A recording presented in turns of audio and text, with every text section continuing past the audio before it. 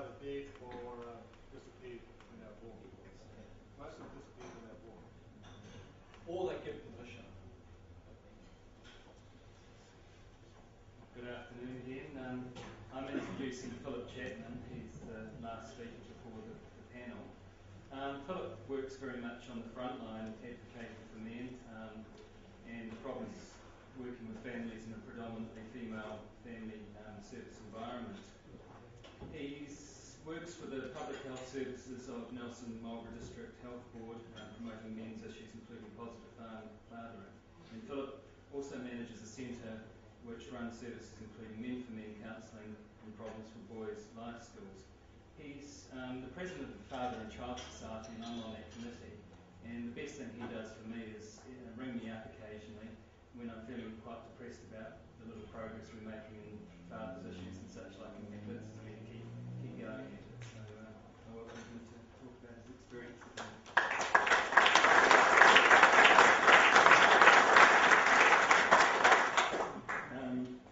Paul does have a doctorate in many things, but I just need to employ him while I set up. If you could come and help me, Mr. Chapman.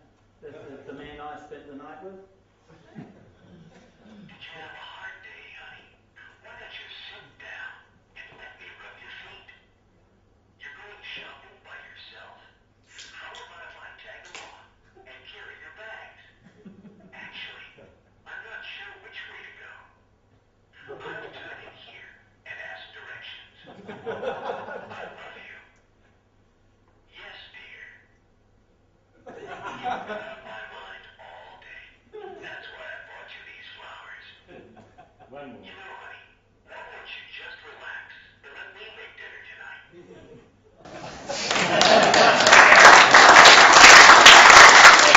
I don't know if there was a Mrs. Perfect, but he does go on. One of the ones he likes is, honey, why don't we just cuddle? And if you said that, of course, it makes one think you're in another relationship with somebody. I woke up this morning to, and this sounds a bit trite, but it's true, my little sad motel, my radio switched on this morning. The first song I heard was David Bowie, We Can Be Heroes, just for one day. So I'm hoping today is not about being heroes for one day, it's where to from here. I won't have time for questions. I know Warwick's got something planned after this, but we have a lot of skills in this room, and I think we really need to get your input into where do we go from here. Or this would remind me of, I also go to agencies on how they can include men. And I will say, well, what do you do for guys? And they go, yeah, we put on a barbecue 6 months ago, bloody good. Yeah, a few guys turned up. Done anything since then? No, not really. Today can't be the barbecue day, we have to move on from that. I'm thinking back on the day, and of course it's a long day, you've sat here for a long time, so I will be as brief as possible, and I'll try and touch on some of the things that have come up today. One of the things that sticks with me is John Tamahiri's comment about when the doctor puts the rubber glove on, the man goes flying out the door. Well, in one of my jobs, I did some research for the School of Medicine in Wellington. We ran some focus groups on how men access services. And I thought, well, I'll just bung this in for the guys. I said, would it worry you that times if it was a male or a female doctor? Would there be any difference? The guy said, oh, I'd have a woman every time. I said, why is that? Oh, smaller finger. And then the other guy chipped in quick as in it and said, yeah, but she might ask for a second opinion.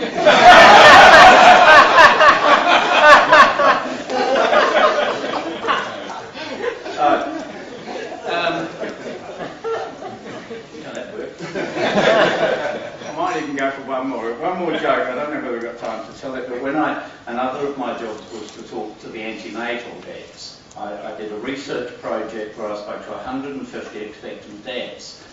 And so I would turn up at the antenatal unit on about week 6, and all these men are sitting with their women like this, eyes down, and I'd get introduced as, oh, Philip's coming here to talk about men's stuff.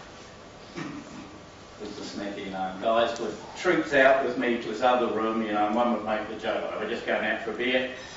Every time you got that one. And we would go to a separate room. These men, 7 weeks down the track antenatal, had never spoken to each other up until this point. There was nothing. And you know, if you guys have worked with men, they'll often give you their stone-faced look. You know, they sit down, they go, right, who's this tosser in a fanny towel? Yeah, father. And I'd always start with a joke, because I was more nervous than them, I think. And the joke is that we're in the delivery room, the baby has just been born. A beautiful baby. And these eager faces are looking down at the baby, and the little baby looks up and says, "Are you my daddy?" And the woman says, "No, I'm the doctor that brought you. Come here." "Are you my daddy?" "No, I'm the midwife that was here to help your mum." "Are you my daddy?" "No, I'm the nurse." "Are you my daddy?" "Yes, darling. Yes, I'm your daddy." And the baby lifted its finger and went on the man's forehead and said, "Annoying, isn't it?"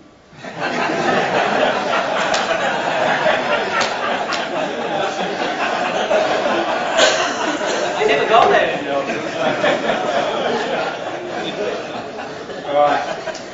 So what I do, I don't engage men in dialogue, I talk. When I'm talking to the dads, I go to factories, I try and work with men where they are.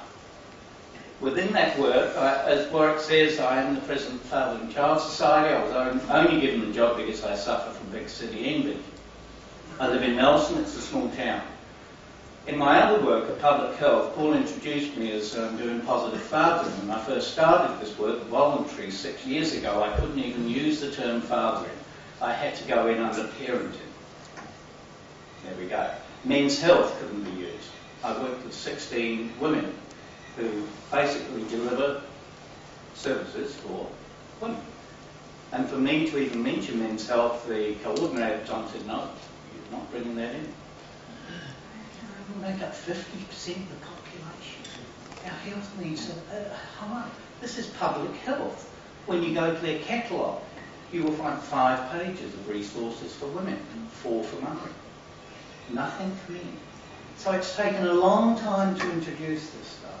So I've done that. I've also carried out some research. I've researched men on family services. I've researched the Plunkett. I've researched antenatal, which we published. And I also run a service where I see lots of men every week through breakup.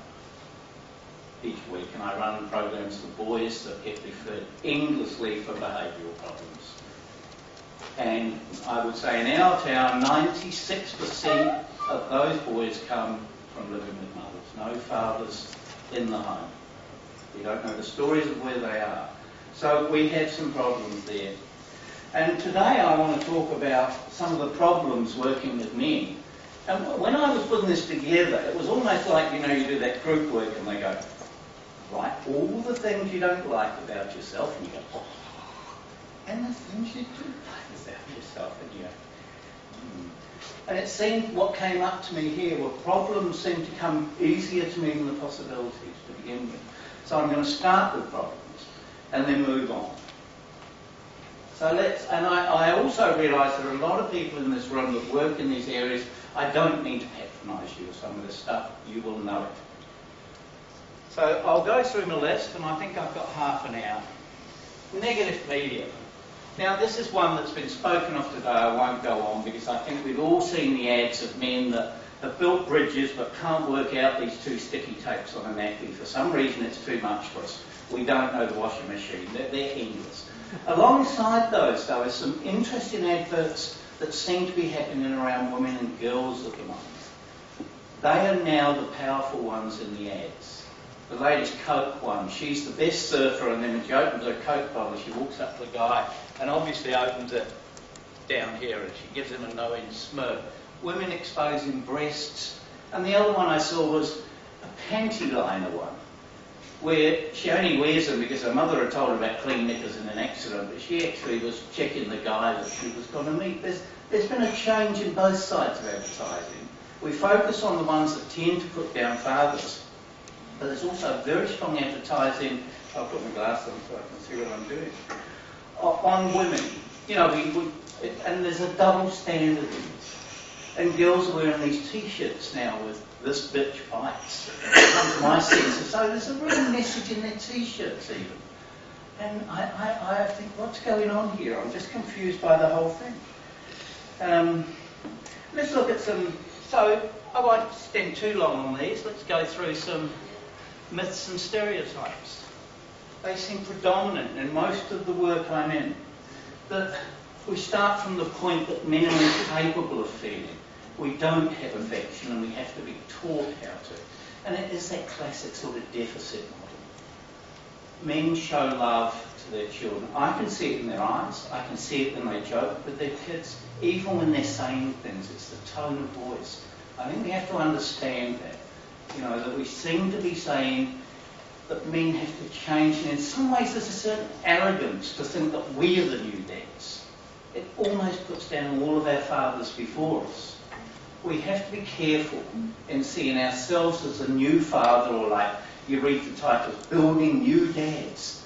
To me it says, well, the old ones, what about them? And Adrian Burgess wrote the book, and it's dispelled from fathers 100 years ago. Actively involved with their kids, love their children. So I think we've got to get away from myths and stereotypes, because when it's so pervasive, what happens to me is that men start repeating it back to me. That worries me. Yeah, but we're all dorks, man. Oh, hang on, what's happened here? This is sort of this marginalised behaviour from men. They're repeating the myths and stereotypes. They're not looking within themselves to say, we're different, yes, we need to change. All people need to look at that. But I think they're getting hooked into a classic marginalised behaviour. And it's almost like they're suffering from the Stockholm syndrome. They've fallen in love with their jailer. Why do they keep repeating so many negative things about themselves? It transfers to boys hear it. We have to really watch that. Deficit model. Here we go. Stop me because I'll make really ramble on here. Deficit model. I went around Father's Day to see what was out there for t-shirts. And as you can imagine, here's the classic, sell like hotcakes, go and ask Mum, where's the remote, I'm an idiot. This was the t-shirts that was put out. I thought, being naive and clever, I'd design t-shirts. I thought something around, it's a brand new dad. I've got a series of 6 messages on fathers. I thought companies would like them. They all come with the art of being a dad, all the positive things that men bring to families. I've been to all the companies and they don't want to touch them. They say, oh, great, yes, and then they tell me stories about their own life, but it won't happen. And in fact, one guy said, well, excuse me, look, we've got the woman coming in, we're designing the new t-shirts for women around breast cancer, and they're going to sell thousands of them. I went to them saying, is this a goer for men? We could donate money to prostate cancer. No, not a goer. Just intriguing that we seem to stick with this as a product. Or they'd say, oh, we don't want to get involved with men. Or there's all that court stuff, we can't be seen as political. So it was almost like as a product, all they want to do is make money. But the t-shirts, I'll be selling them out on the floor at half price, haven't gone anywhere. I don't think it's a bad product. I just don't think the time is ready for people to look at that. Are men going to walk around with little prostates on their lapels? Saying we're collecting for prostate day. I doubt it. So how do we get things into men's psyche on this when, in fact, we won't do some of the things that we've seen work, but there's a sort of reluctance.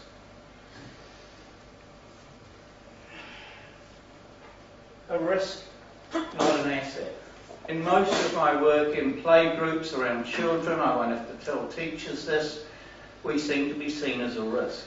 The more we keep ourselves safe by saying 3-foot rule or go to that woman, the more we show children we're a risk.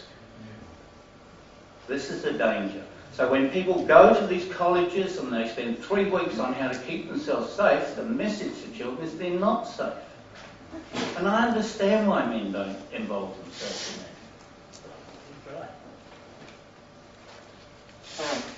And this came very clear to me when I put out the posters. Can you see those? Yeah. You've seen them outside. I put those out 3 years ago. We are still sending these things to Australia, Europe. Now, as public health promoter, they'll tell you brochures and posters, don't go there. It's an absolute waste of time. It's not good public health promotion. People throw them away. These were hugely successful. And all I did was get my digital camera and go out to the men I was working with. This is true. I went to his house, he was looking after his child. And for that man, life was tough. You can imagine when he walked into a play centre, how he was viewed as a nice, white, middle-class bloke. I'm going to have more opportunities. They'd run a mile when they saw this guy. This one, I thought, this guy's an Olympic boxer who's a beautiful dancer, so my wife tells me, because she dances with him every time she goes out. I put that out, and people would say, well, I don't know about that one, you know, dirty old man and young girl, it's a worry. Each one had a negative spin. Even from people on the streets, they'd say, you're pushing your luck there, boy. And from agencies would say, you cannot put that out. That's offensive. This is offensive. That could be seen as offensive, and this just looks like power and control to me. How can that happen? How could these agencies, and depending on the agency, the ant would go right up to how dare you. I mean, I got on radio and they got stuck into me for producing them. This is just a poster. You know, what does that say about where men are in society? And at the same time that poster was out, Treasures had one of a baby with its bum in the air with a mother biting it. No problem. So that we view things quite differently. How do we get this risk thing taken out so we can be seen as assets? Because until that happens, we're always going to be struggling.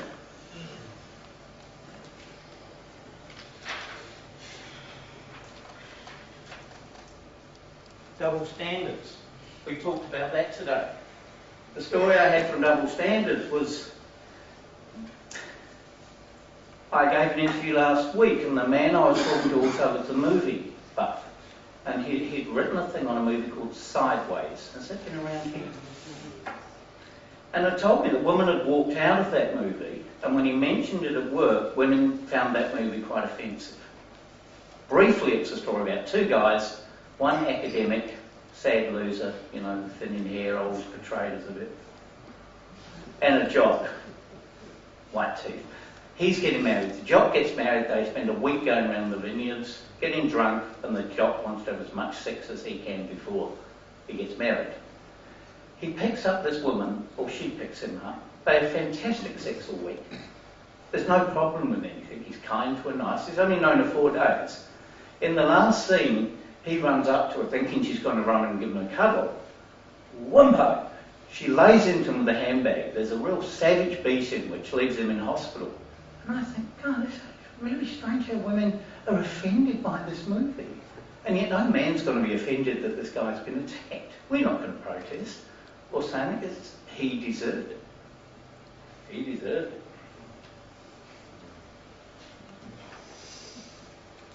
Tokenism and resistance to change. When I go to agencies, one of my jobs is they say, come in, Philip. Yeah, we really struggle. I say, you a family service? Oh, absolutely. How many dads do you think? Well, not a lot, actually. How could you do things differently? What could we do? So I talk to the staff, they tick the box, nothing changes. Except it's difficult for them to change. It's predominantly all women that work there. If they want to meet men, it's difficult for the one caseworker they put on for 10 hours a week. They normally employ a bloke. He gets about 10 hours a week, but he's not really a team player because he's not fitting in with the times. His work often is fragmented, the fathers are harder to get, and he has to work outside of work hours to do that. It doesn't work for him, and it becomes very difficult for staff. They get fired up to do this. No, they should. They know they have to include because their funding is for families. They know they have to do it, but it's too difficult for them. And I understand that too. How do we get these things to change? The other thing we have is poor knowledge. We've spoken about this today. Poor knowledge about the needs of men. I have read lots of research on men. I read the fathering documents that were put out by the Commissioner for Children, which I think was carried out by either 8 or 9 women. I've read How Men Operate with Viagra, written by 3 women. I've read various studies on men by women. Nothing wrong with that. But wouldn't you want to include men in some of this research? Could we imagine it the other way round? It just could not happen the other way round. And part of the talk this afternoon was on Celia Lashley's Good Man Project. Now, I totally agree. She has done a lot of really good things. She gets huge amounts of public there. She's done a lot. But however, you wouldn't have it the other way around. If I was to say, there are no good women in this country, and that's why our girls are failing. That's why girls' violence is going up. That's why they're smoking more, binge drinking. It's because no good role models. Women would most probably find that difficult. And then if myself, and I'll drag Paul Callister into it, we go around girls' colleges and we're going to define what makes a good woman. Well, it's going to be difficult. However, when a woman does this, we say, fantastic, oh, thank you, Celia. When Celia was asked by Kim Hill, as Kim does, don't you think it's ironic that a woman's doing this? Well, I can say things that men can't. Ooh, that's the sentence. How come? How come men can't talk? How come we still ask our mothers for mercy? What's happening that a woman has to speak for us? She speaks well. She says now men need to move on. We need to run this project. We need to get these projects going. But she's still on the talking circuit at $800 a pop. Men do need to take over. But how? How are we going to get in there? With all of the stuff that goes on around us. It's a difficult task. So we see constantly who speaks for who. Maori must speak for Maori. Youth for youth. Women for women. But when it comes to men, somehow we ask our mothers. I've never quite worked that one out because with the research I've read has been quite damning. And the one on Viagra, it was turned to such a slant that these poor women that had actually got used to getting rid of these testosterone-fueled men were now subjected to all of this sex from these old men. You could read that, but there was another section to that wasn't mentioned. You know, they're the voices that we need to hear. You can judge things quite cruelly on men. And part of my research, when I was talking to dads, after the baby, I'd say, how's it going? He'd go, well, you know. I don't know. What's that mean for? After a while, there's not much going on in the old bedroom department, you know. And you could think, Jesus Christ. This woman's gone through the birth of this man's child. She's gone through all this. What can you think of? Sex. They're pathetic, these creatures. And that you could stop it at that. You would reinforce to yourself that men are useless and only want sex. More importantly, you reinforce to that man that that's what he wants. When you peel back another layer, you'd say, so, feeling a bit lonely? Yeah. Left out? Yep. Yeah. Quite happy to do another hour of work. This is the stuff we need to be talking about. But if you stop at that one level, you'll never find this out from me. Men will always bullshit you straight up. That's what they do. And you stop. And that's why I wonder with Celia's point, she stopped at the humour that the boys had. What's under that humour for them? That's what we've got to ask. Peel the next layer back. These men will talk and talk. When I did those antenatals, I was given an hour. I did 3 a week for a year. Each night they went overtime. Men finding out things, stillbirth from another man. They'd never spoken to each other before. They experienced pain, laughter, and all the things that men have. We tend to stereotype them, and even people that speak up for men that should know better often call them as a deficit that need to be rebuilt. We must start working from what men's strengths are and reinforce the strengths themselves. How am I doing for time? What time does this finish, Warwick? 5 minutes ago. Oh, right, I'll be quick. Men seem very unaware of their rights. In one of my research, I'd give them a form and say, what services worked for you around the birth of your baby? They said, oh, they were good. Yeah, they were bloody good. And I said, no, hang on. You. What happened for you? Oh, shit, I don't know. You know, if the missus is happy, I'm happy. Hadn't thought about themselves in this context of being family.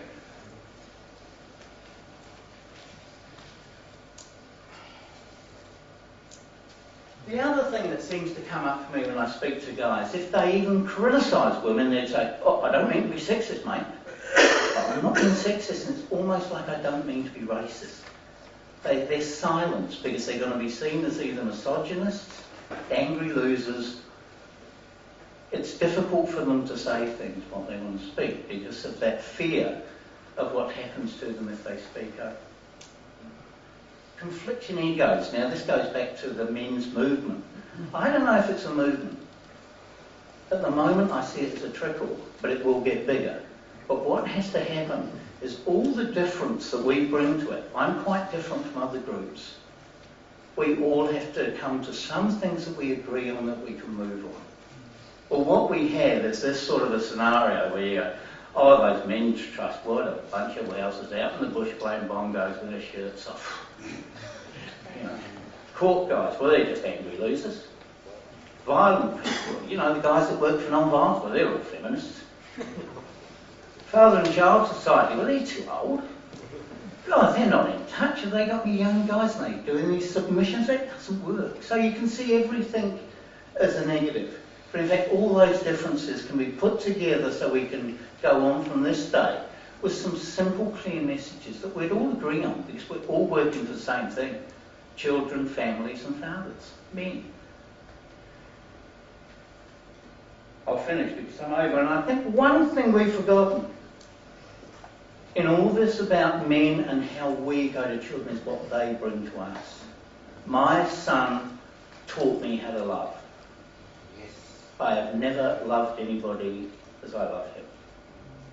When he left home, he's now 21, we took him to Christchurch. My wife was beside us, crying, phoning up all her friends. She was very upset. For some reason, I ended up in my son's bed that night after he'd left. You know what they're like, they reek of this odour of 20 and his sweat that he hadn't washed. And I lay in his bed and I could smell him. I could smell him and I cried. He taught me how to love, and that's as men, as fathers, we need to move on. I really hope from today that something comes out of this for all of us. I agree with everything said today. I don't have a problem with it, but we're all different.